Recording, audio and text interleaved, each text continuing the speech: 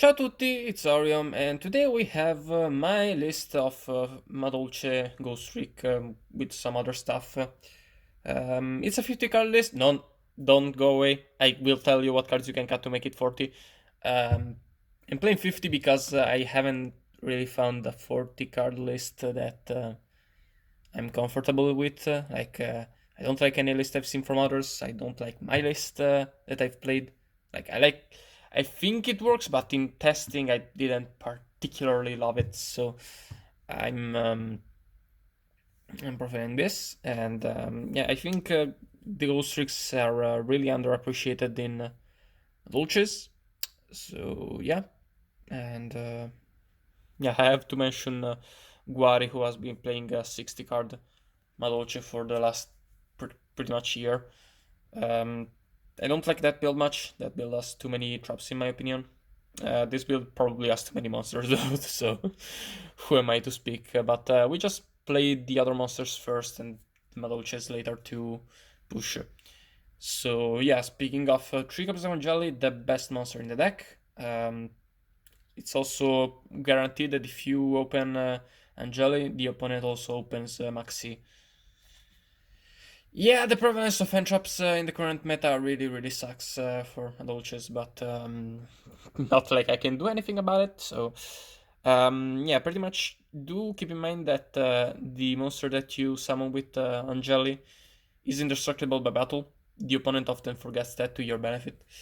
And do also remember that the monster summoned sometimes can actually stick the field for 2 entire turns, and during your next end phase it gets shuffled back into the deck, which sometimes can be beneficial. It sometimes helps with triggering ticket. You cannot trigger Chateau with it, but can't win them all. Next we have 3 cups of Hoodcake. The actual best card in the deck. Angeli gets to Hoodcake and enables it, but Hoodcake is your playmaker, pretty much. I don't know how to say this, but did you know that this guy banishes for effect and not cost? And it has to target? So the opponent can just chain the Crow to it, and that fizzles it. Aluches are not great in the current meta. They would have much preferred if people didn't start maining triple Crow and triple Maxi. But yeah, he's 1500. He's freaking huge, especially under Chateau. So yeah, you still definitely want to run 3, especially since we do run a lot of other monsters besides Angeli to get banished.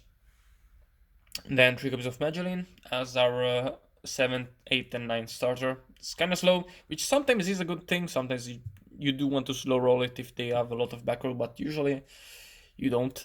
But yeah, we definitely have to play her to get more copies of a starter. Speaking of more copies, Guari likes to run 3 copies of Giant Threat. I don't, because it's Giant Threat, and this is 2014. Seems kind of weird.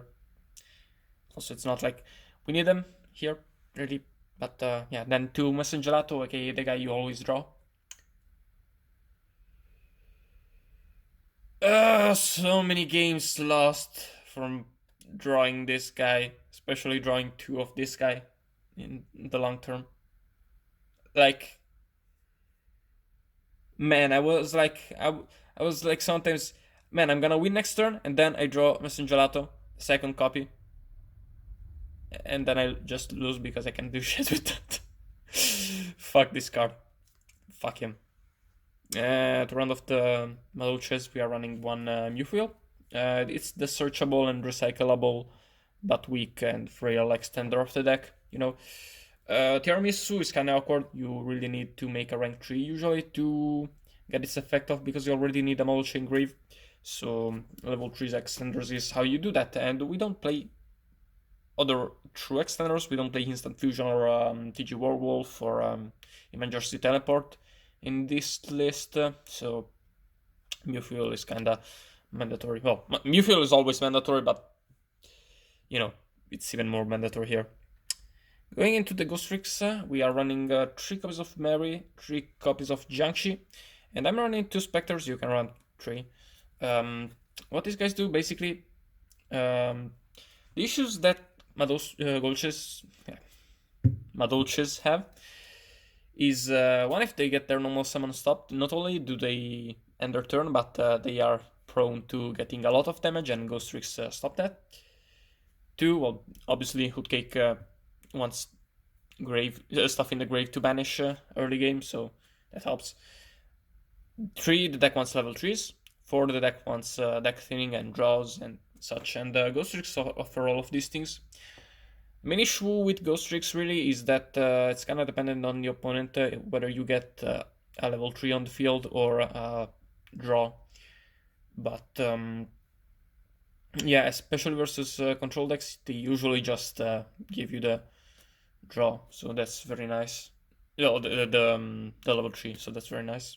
But even in other cases, you have Spectre, so deck thin 2, draw 1, very nice, and especially since we have the hands, if you set Jiangshi, the opponent doesn't really know what to expect, so that's very strong synergy.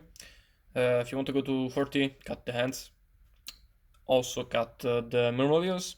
You're just running them because they're strong turn 1 plays, you know. Sometimes survives, you have an extra body, like the hands. The hands also are very nice, especially since sometimes just having an extra level 4 on the field can extend you into a rank 4 next turn. Then we're running, well, I mentioned the hand traps in the main. We can also do that. With Madolches, you really want to do that because of Hoodcake. Sometimes you do just brick, and hand traps save you from that. It's not that common, doesn't happen that often, but just in case.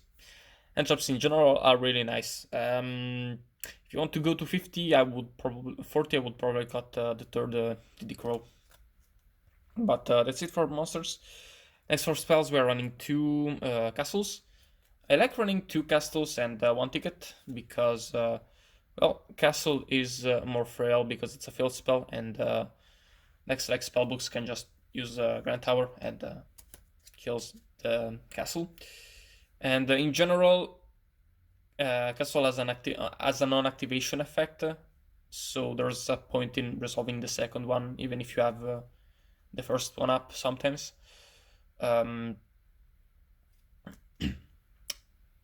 Yeah, castle makes your monsters huge, and do keep in mind that they have different triggers. Castle only triggers off monsters getting shuffled back by a Madolche effect.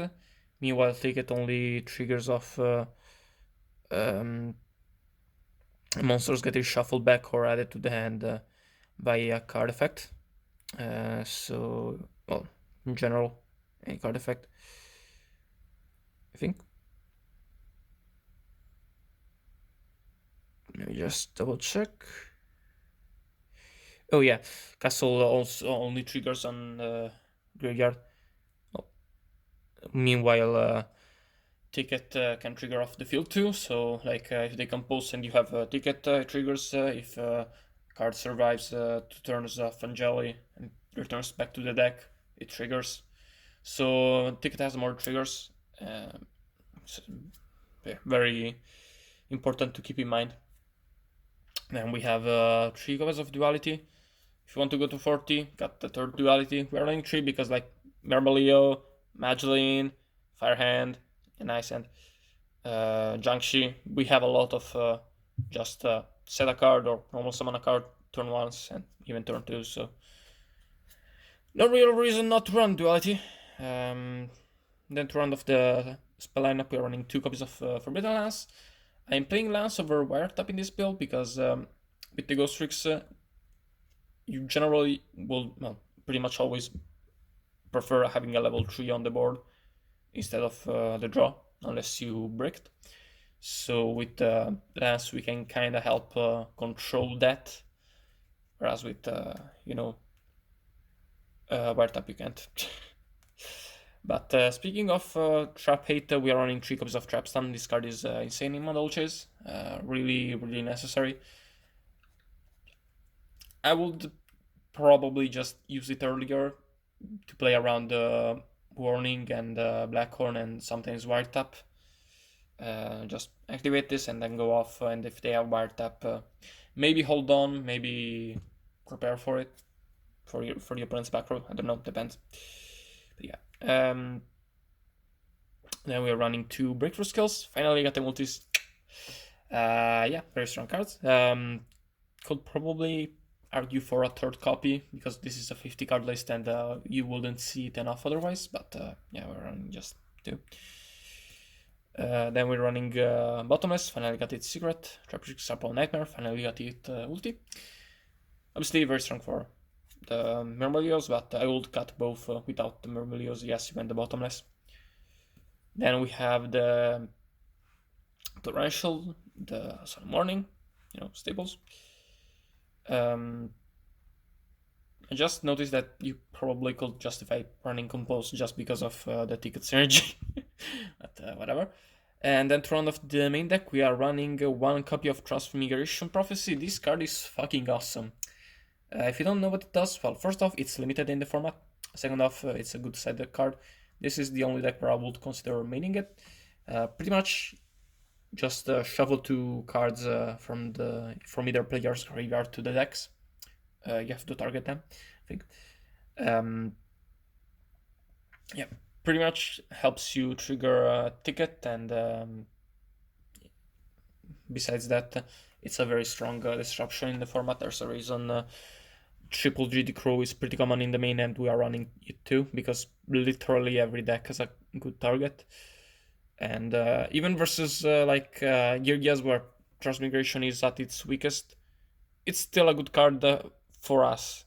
Because, triggers ticket, shuffles back hands, shuffles back Ghostricks. Yeah, very, very solid card. But, yeah, that's it for the main deck. You could probably cut the Transmigration instead of the 3rd DD Crow if you want to go to 40. It's up to personal preference.